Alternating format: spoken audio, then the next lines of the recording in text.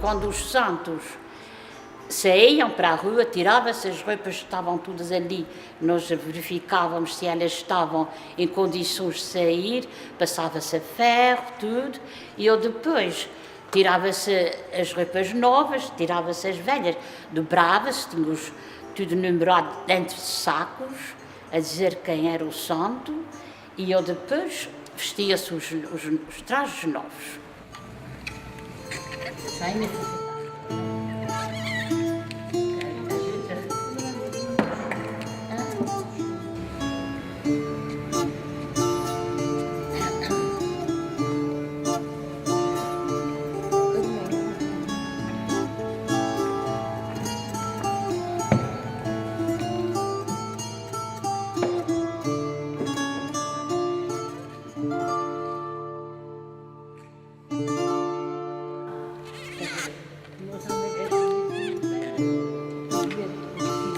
Ela leva rosas aqui nas mãos.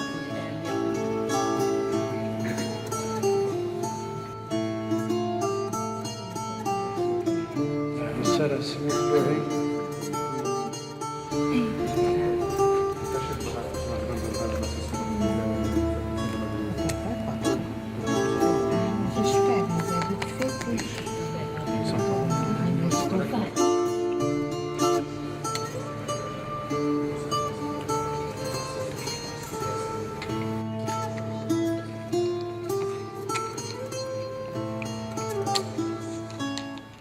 Punhamos flores naquilo tudo. Eu depois era pela igreja acima, que os santos estavam todos, e nós punhamos ao lado, a caseicete, ficava lindíssimo. Mas tudo, camélias, junquilhos, flores da estação. Agora que já não há camélias, nessa estação não há. Podia haver também muitos jarros brancos. E eram os jarros brancos. As procissões de penitência são fenómenos processionais, portanto, que aparecem em Portugal no princípio do século XVII, na primeira metade do século XVII, e estão ligados ao reaparecimento da chamada Ordem Terceira da Penitência, que é uma ordem que está associada à Ordem de São Francisco de Assis. A Ordem Terceira da Penitência é constituída, é uma ordem mista, portanto, ao contrário da primeira e segunda ordem franciscanas, que são constituídos essencialmente por indivíduos que fazem o voto de castidade e fazem o voto de pobreza, portanto, pelos frades e pelas freiras, assim como nós os conhecemos. A Ordem Terceira é constituída por todos aqueles que, por exemplo, comungam do sacramento do matrimónio. E, portanto, é uma ordem que está ligada às comunidades. Aliás, isto foi um dos fenómenos precursores que o próprio São Francisco de Assis, na Idade Média, implementou na sua ordem, ou seja, abrir o espaço conventual à comunidade, portanto, permitir que todos pudessem fazer parte de uma ordem religiosa, mesmo aqueles que não fizessem o tal chamado voto de pobreza e voto de castidade. E uma das funções que estas ordens terceiras vão ter na primeira metade, e ao longo, aliás, de todo o século XVII, é participar na catequização das populações, porque são ordens religiosas que estão ligadas à própria comunidade. E, portanto, uma das principais áreas era precisamente a catequização. Estamos a falar em populações que eram, obviamente, maioritariamente analfabetas, e uma das formas de passar a história ou a mensagem da ideia franciscana era através das procissões. Estas procissões eram constituídas por imagens, as chamadas imagens de vestir, que não eram nem mais nem menos do que atores e atrizes de madeira, eram objetos escultóricos que eram vestidos a rigor e que encenavam vários momentos da vida franciscana. Desde, por exemplo, o primeiro momento da entrega da ordem da regra franciscana em 1209 pelo Papa Inocêncio III, passando, por exemplo, pelo recebimento das chagas já no final da vida de São Francisco e, inclusive, existiam alguns quadros processionais que retratavam a própria morte do Patriarca de Assis. Além disto, a procissão era composta por uma panóplia de santos franciscanos, quer da primeira ordem, quer da segunda, quer da terceira ordem franciscana, sendo que, em alguns casos, estas procissões chegavam a atingir mais de 25 candores. Eu estou-me a lembrar, por exemplo, do caso de Mafra, do caso de Lisboa, da procissão de Lisboa, do caso da procissão do Porto, e até no Brasil, Rio de Janeiro e Minas Gerais, que eram procissões que tinham dezenas e dezenas de santos em cima dos andores e que retratavam a vivência das três ordens franciscanas. Portanto, a primeira ordem, a Ordem dos Frades Menores, a Ordem de Santa Clara e a Ordem Terceira. Estas manifestações vão ter, digamos, o seu apogeu em Portugal e nos territórios da expansão portuguesa ao longo do século XVIII e vão entrar em manifesta decadência a partir do período liberal, portanto, a partir da década de 1830, vindo a extinguir-se praticamente ao longo da primeira metade do século XX, tendo ficado alguns exemplos, no caso português continental, estou-me a lembrar de Mafra, Ovar, Guimarães, por exemplo, e nas ilhas, nos dois arquipélagos, portanto, os arquipélagos da Madeira e dos Açores, temos o caso de Câmara de Lobos, na Madeira, e na Ilha Terceira temos ainda algumas procissões de penitência, cerca de 4 procissões, e em São Miguel, na Ribeira Grande.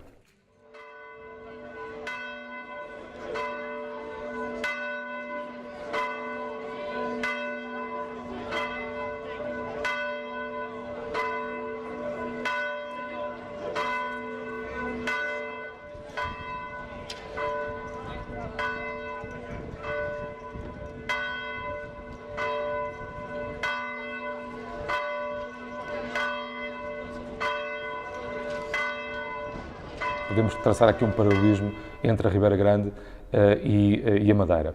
E isto porquê? Porque são duas manifestações que se conseguem manter em atividade até o século XXI, ao contrário de outros locais em Portugal e no Brasil que acabaram por se extinguir, mas são duas situações muito interessantes. E isto porquê? Porque no caso da Ribeira Grande a procissão vai se manter, portanto, ela acontece, nós temos dados desde 1664, em que ela já se realizava nesta data na cidade da Ribeira Grande, e com o fim das ordens religiosas masculinas em 1832-34, aqui no arquipélago dos Açores, cabe depois à Misericórdia local, à Santa Casa da Misericórdia, manter esta tradição da procissão. Portanto, a procissão, ainda numa primeira fase, até o princípio do século XX, ainda existem irmãos terceiros aqui na Ribeira Grande. Portanto, nós, a ideia que temos pelos estudos que foram realizados nos últimos anos, dão-nos a data de 1933 como o final da Ordem Terceira na Ribeira Grande, mas esta tradição, a tradição de se realizar a procissão, a chamada procissão dos terceiros, se realiza no primeiro domingo da Quaresma, ela mantém-se até à atualidade. Num primeiro momento, ao longo de todo o século XX, a tradição está ligada à Misericórdia, portanto, a Misericórdia vai potenciar uma tradição que, no fundo, pertence à comunidade, e já a partir de 2011, 2012, com o aparecimento do Museu Vivo do Franciscanismo, esse acervo processional é acoplado, é englobado no museu. E, portanto, o que acontece na atualidade é que as imagens são, digamos que, entre aspas, são emprestadas à população, à comunidade, no primeiro domingo da Quaresma, para que a comunidade possa desenvolver a sua devoção à procissão dos terceiros. É claro que esta situação leva-nos aqui a um pormenor muito interessante, é que a essência da procissão, que é uma procissão de penitência franciscana, ela, ao longo de todo o século XIX e século XX, ela foi-se alterando. Nós temos muita tendência de dizer a tradição já não é o que era. A tradição nunca é o que era. Porquê? Porque o património imaterial ele está intimamente ligado às pessoas. E, obviamente, a vivência que nós temos neste caso, com as imagens processionais, a vivência que a população tinha no século XIX, que tinha no século XVIII, no século XIX e no século XX, é completamente diferente, porque culturalmente nós evoluímos. E, portanto, o que acontece na atualidade é que, o que aconteceu ao longo do século XX, é que esta incidência franciscana da procissão na Ribeira Grande paulatinamente foi-se perdendo. Com o início do Museu Vivo do Franciscanismo e com alguns estudos que têm vindo a ser realizados, estudos de investigação científica, essa vivência franciscana está novamente, digamos que, a ser reposta na memória cultural da comunidade. A procissão dos terceiros sempre foi muito vivenciada aqui na Ribeira Grande. Eu, quando me mudei aqui para a Ribeira Grande há 26 anos, a minha mãe disse-me: olha, tens que arranjar um fato preto para veres a procissão dos terceiros, porque lá as senhoras vestem-se de negro para assistir à procissão. Foi a recomendação que eu recebi. Portanto, era uma procissão muito vivenciada e com um profundo sentido religioso. De modo que, atendendo a que ela esteve quase desaparecendo, porque a igreja fechou, entretanto, portanto, o Seu Padre Edmundo, como multi-elemento da Ordem Terceira, fez com que ela não parasse, o seu cortejo processional continuasse. O facto de ser transposto aqui para o museu e assegurar que esse cortejo iria sair todos os anos, de facto foi com alegria e com um grande sentido religioso que as pessoas aceitaram isso e aceitam isso muito bem. E o facto também dos santos estarem expostos todo o ano, também os motiva a vir aqui ao museu, porque eles gostam de ver os seus santos expostos e até perguntam pelos outros que não estão, onde é que estão, porque é que não estão aqui, e até fazem, conseguem ver os lugarinhos, olha aqui neste sítio cabia, podia pôr o Santo Ivo, ou podia pôr o São Roque. Acho que é uma ligação direta entre uma tradição que se manteve desde 1664 e a população e principalmente os que nos visitam e que quando foram para o Canadá ou para a América, essa era a sua igreja, era aqui que eles vinham fazer o seu culto todas as semanas, à missa, foi aqui que se batizaram, foi aqui que casaram. Eles vêm com aquele saudosismo todo e adoram ver isso, adoram ver o restauro e a forma como a autarquia encontrou para fazer com que isso não se perdesse de facto no tempo. Houve um ressuscitar de memórias, foi uma forma de sentir o passado, vivenciando o presente e prevendo o futuro, de uma forma muito entrelaçada e muito íntima. Porque a forma de se vivenciar a presença franciscana em todas as ilhas, com certeza que deve ter sido diferenciada de ilha para ilha, mas o espírito foi sempre o mesmo. Foi a missão de São Francisco de Assis e o franciscanismo, aqui a missão que teve no arquipélago e a sua relação com o povoamento foi de facto sempre muito estreito e é uma forma mais rica da pessoa ver a cultura numa outra perspectiva.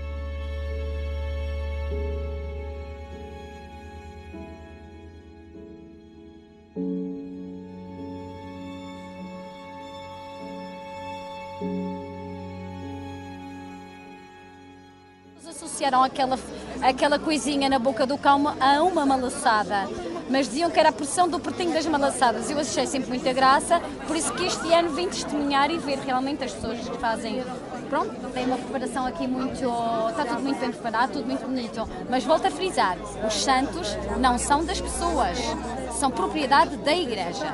E diga uma coisa, quando vem de outra paróquia... Sim, mas as paróquias são todas pertinho uma das outras. As Mais paróquias são todas... pessoas de outras paróquias, de outras responsáveis, deviam vir assistir a este.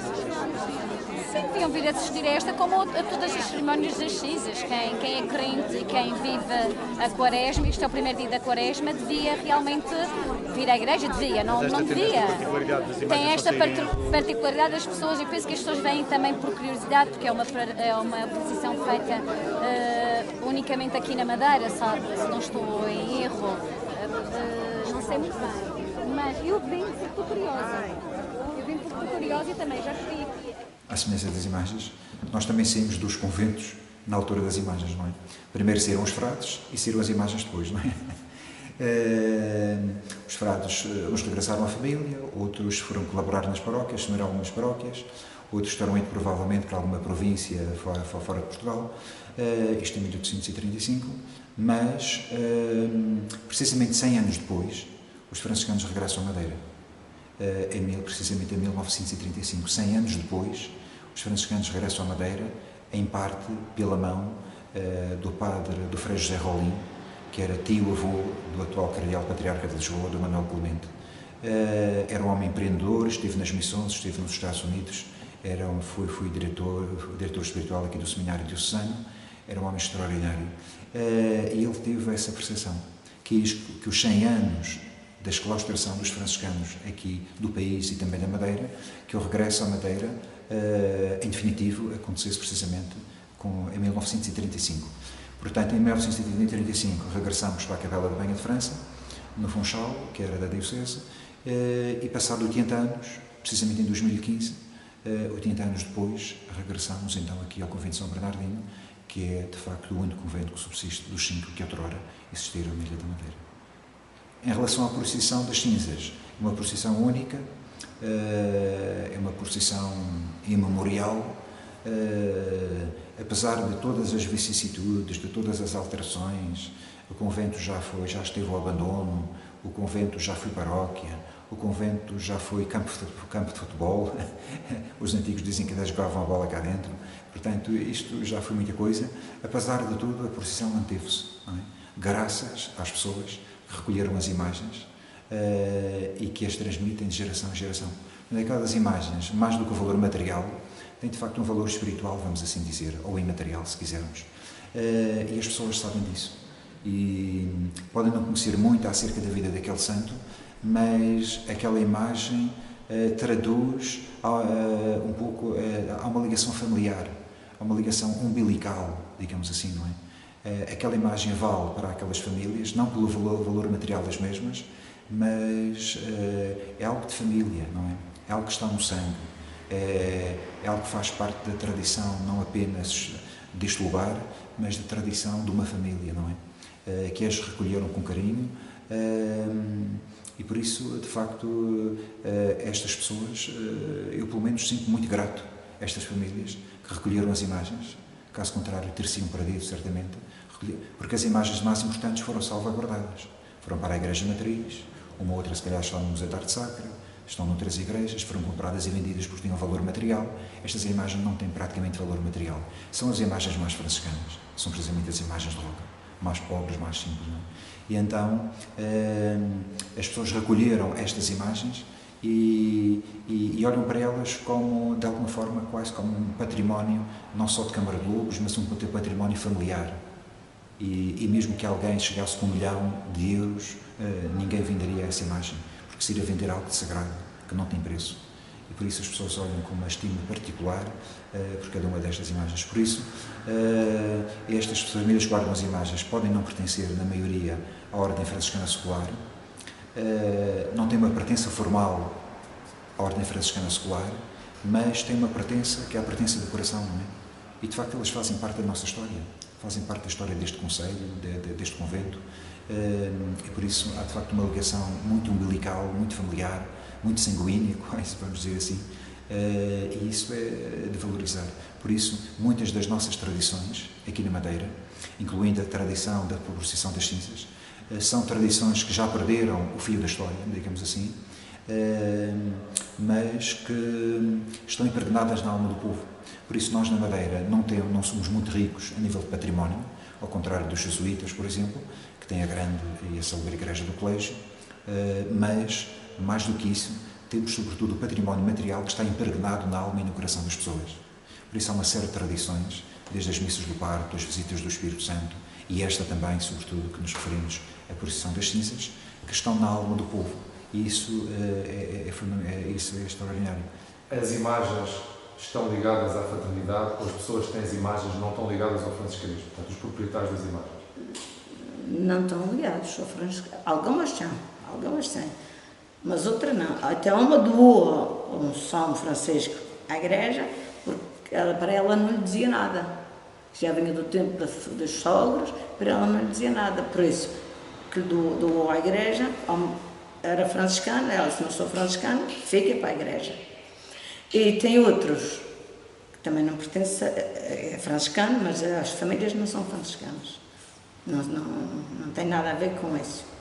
E essa imagem foi doada à igreja ou à fraternidade dos à igreja, aqui é o convento. Doado ao convento. Foi doado ao convento, sim. Exatamente. Essa imagem de roca. Portanto, vocês nunca tiveram, ou seja, os franciscanos seculares nunca tiveram uma ligação direta com as imagens que no fundo saem na vossa procissão. Direta de propriedade, ou seja, as imagens não são vossas. Não. Já foram? Sim, antigamente foi quando houve um incêndio aqui na igreja, que eram daqui da paróquia, e depois foram levadas, cada um foi levando para as suas casas. Foi cada um, mas já tem muitos anos. Meu pai dizia que já na altura meu pai dizia que tinha 200 e tal anos, ele já morreu há 21 anos, já tem muitos anos. E cada um levou para as suas casas e depois as famílias, de geração em geração, vão mantendo sempre As famílias iniciais já eram franciscanas. Sim, porque aqui havia muita devoção ao São Francisco, neste convento. E há 400 e tal anos, dizem que há 400 e tal anos, até vinha romeiros do norte da ilha para aqui, para a festa de São Francisco. Sim, havia muita devoção ao santo. E tem sido fácil essa relação entre os irmãos terceiros que organizam a procissão e a população que, embora não sendo franciscana, é a proprietária das imagens? Como é que vocês... Mas adere. O seu padre publica, tal, sabe, e todos sabemos que é na quarta-feira de cinzas que sai a procissão, e tudo bem. O seu padre diz tal hora, começa a procissão sempre no convento, tem de ser sempre daqui, porque é o lugar de origem praticamente deles. Sai do convento a tal hora, às 6 horas da tarde, e depois vai a procissão até à igreja, então acaba na igreja. Mas as famílias todas aderem.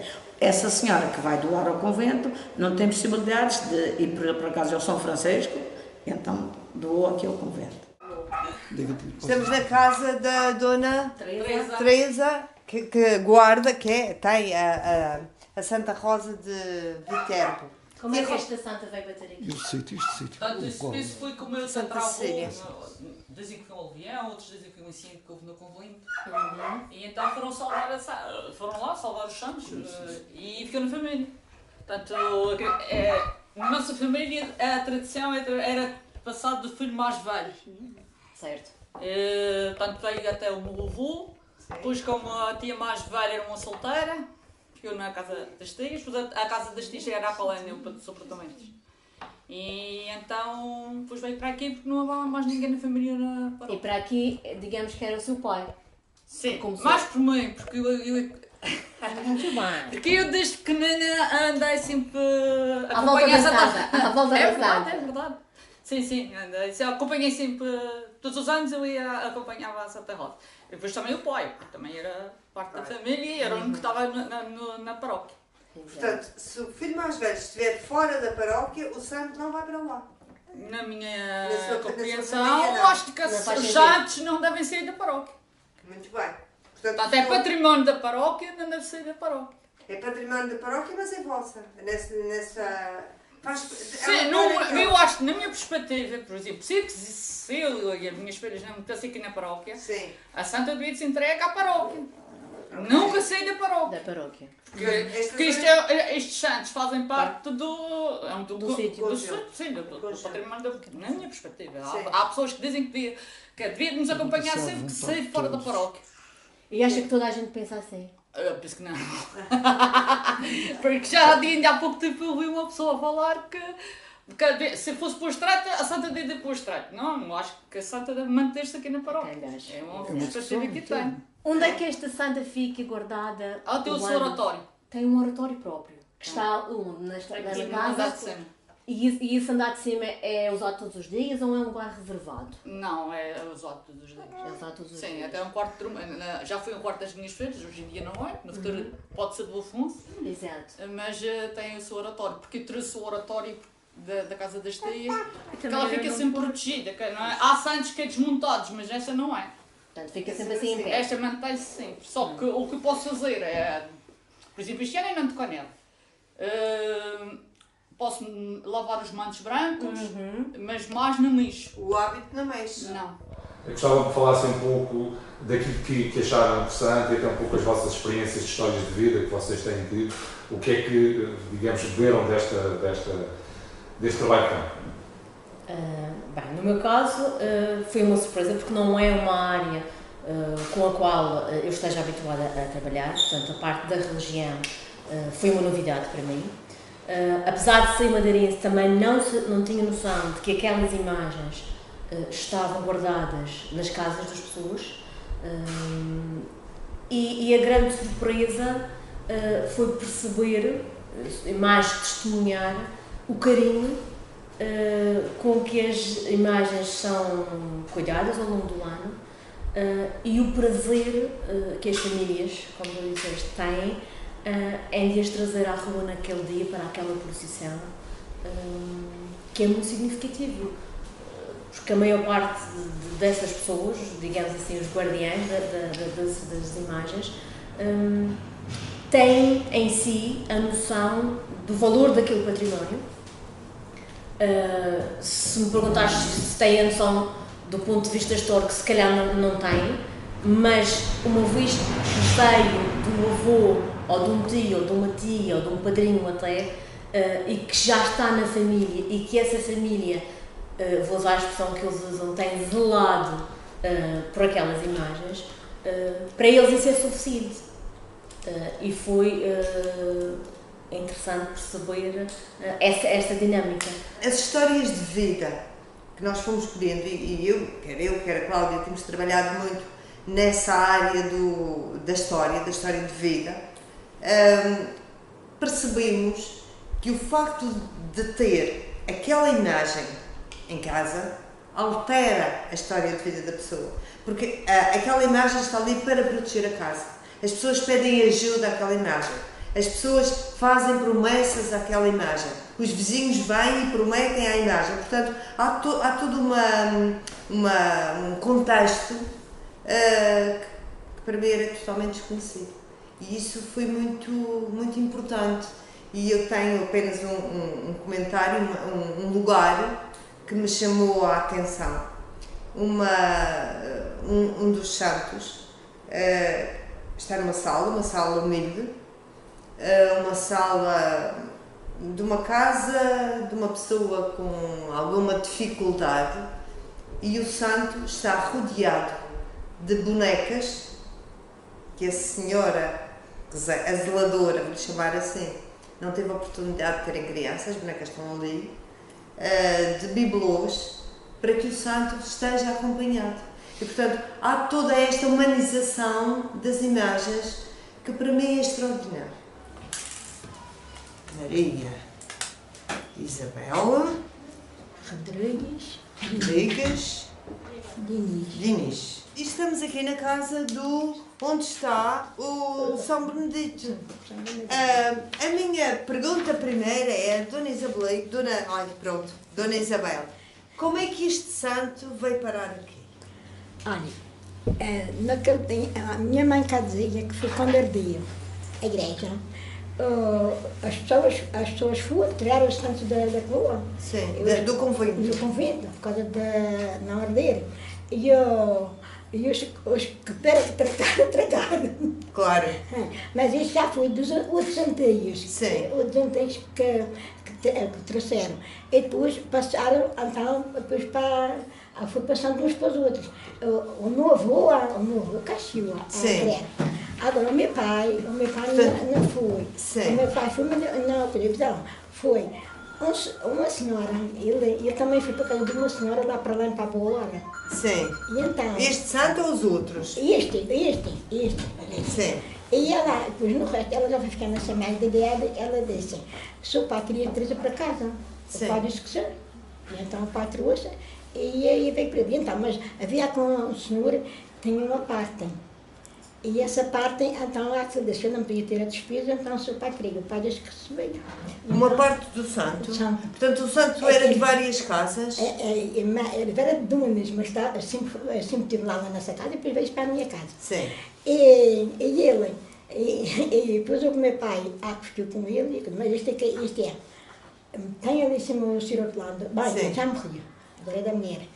Tem ele, e eu caí na minha casa, é duas partes, e tem um senhor que mora no Alto da Torre, que tem uma parte. Portanto, deixa eu ser compreendo, cada santo é dono de várias pessoas. Sim, quer dizer, que várias pessoas são donas do mesmo santo. Sim. E quando diz parte Claro, do quê? Tem de se pagar? Os pecuários trouxeram, um trouxe uma coisa, trouxe outra. Vêm os pecuários?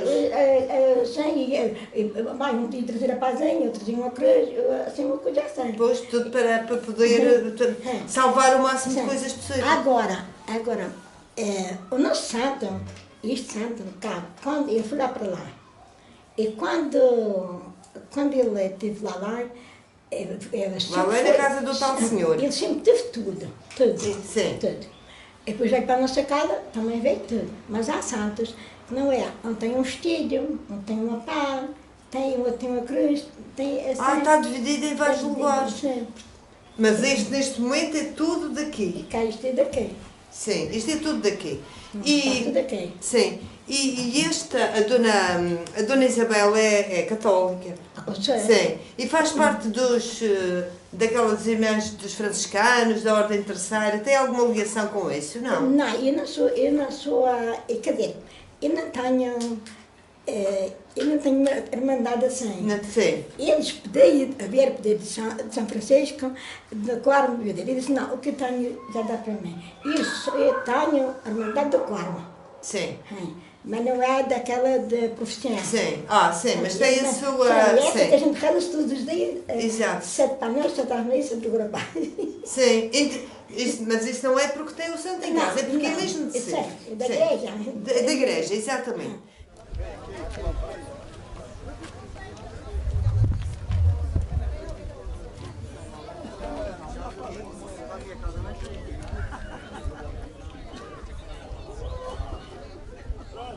Para vocês, frades franciscanos, acha que seria importante, por exemplo, estas imagens que estão na casa das pessoas voltarem um dia ao convento? Talvez, mas não é obrigatório. Talvez, mas não é obrigatório.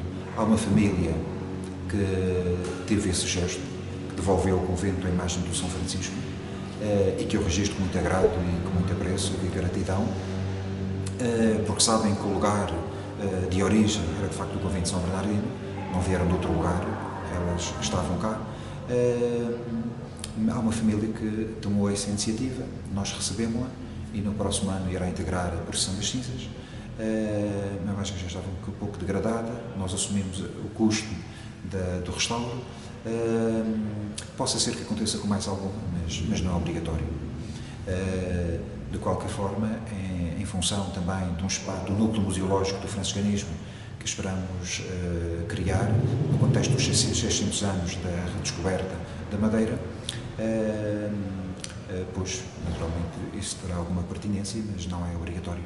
Mais importante do que as imagens estarem todas aqui numa galeria é de facto estas décadas onde as imagens se preservaram de geração em geração em casa das famílias, na casa das famílias. E assim a gente temos que viver também o tema, o espírito do nosso Pai, São Francisco.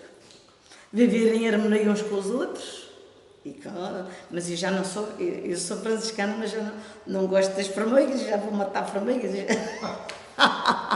é isso. Não sou a maneira de São Francisco, nem chego aos pés dele. Está bom? Muito bem. Sim, senhor. Está terminado. Era mesmo isto. Irmã, como vi, foi fácil, rápido, e dia 23 de outubro convidamos para assistir à apresentação do filme. No dia 23.